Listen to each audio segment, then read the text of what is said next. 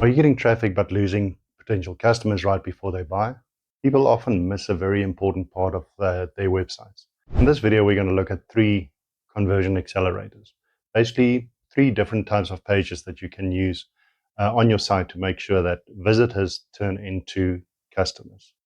So first off, we're just going to talk about what conversion accelerators are and how they differ from the regular pages that you have on your website. Conversion accelerators are basically pages that serve one exclusive purpose, and that is turning a visitor into a customer.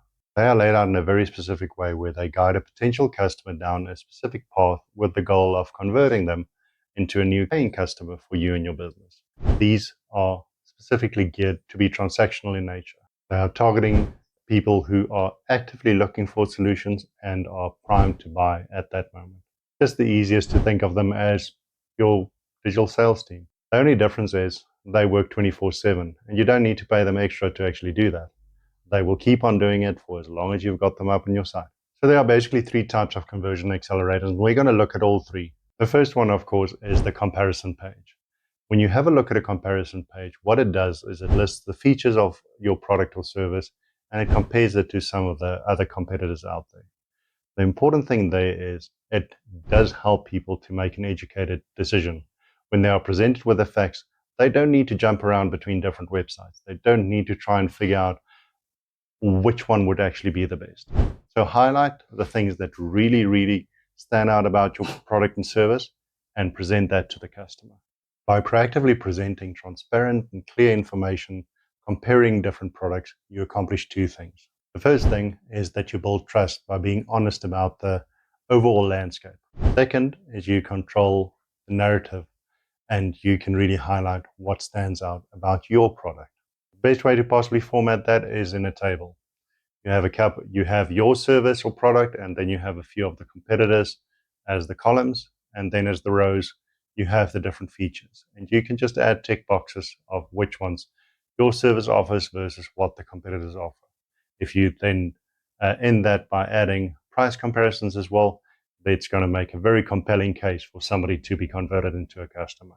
A nice variation on the comparison page is the versus page. Now this is the second type that we'll be looking at. On the comparison page, you would have a look at multiple brands and you would be having a look at multiple products. However, on a versus page, it is always best to just do that one-on-one head-on collision between you and a competitor.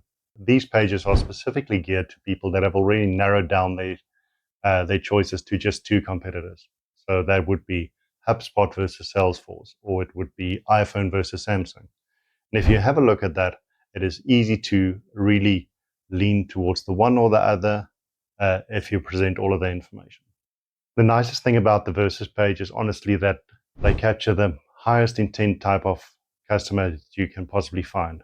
When people are looking at this page, they are very close to a buying decision. So you can simply present the information in a format that would be easy to digest and that would be easy to help a person to get over that final hurdle and just make that final buying decision. Something that's always important is to try and make sure that you remove any of the hurdles out of the way when you offer something like this. So if you can offer a free demo, try before you buy, any type of trial setup, you're going to open the doors to more customers. The third type of page is a pricing page. Now this is one that usually is the final hurdle to somebody actually converting into a customer. And that, of course, is price. What is the cost of what I'm trying to acquire here? I see it too often that if the prices are hidden or people don't touch on an idea of what the service will cost, people jump and they go to a site where they can see this displayed in a transparent way. It's easy to understand, if it's easy to see, if it's easy to comprehend what you will be getting based on the price that is offered, the likelihood of conversion just suddenly increases. If you think of pricing pages, you would have probably come across this where you would see different tiers offered with the respective prices. One clearly stands out, usually the one with the pricing somewhere in the middle, where it offers far more features than the cheapest option, but not that much less than the most expensive option. And in most instances, people would then choose that middle option. So you actually put yourself in a position to turn a customer that was looking to pay bottom dollar into somebody that is okay paying a decent price for what you have to offer.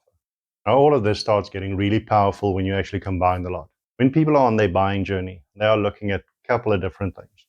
So if somebody is still a little earlier in this stage and they haven't narrowed it down, they would be looking at comparison pages. They would want to see how you stack up against some of the other options out there. When they are a little lower down in the funnel, they'd be considering you versus the one other option that they are considering. And then if somebody is really primed to take the jump, if they see the pricing and they get to your pricing page and they see those different options, it actually becomes so easy to just entice somebody by just making it very clear what they get at each price point. Something that I suggest is starting with all three of these pages. After you've monitored the traffic for a while, it might actually be a good idea to remove one of either the comparison page or the versus page. Depending on your industry, if it's just down to one main competitor, you want to make sure that you are putting yours in a head-to-head clash with it, with the versus page.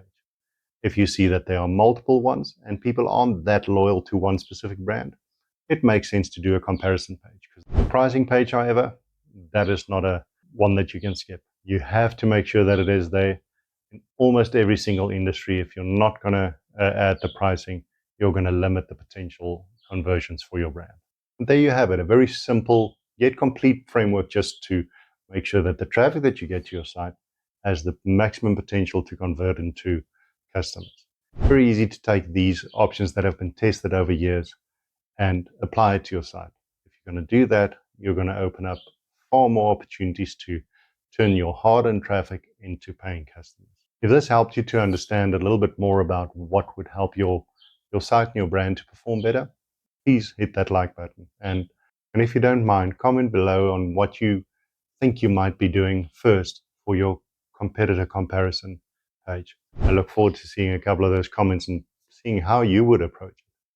Thank you very much for watching, and we look forward to seeing you again.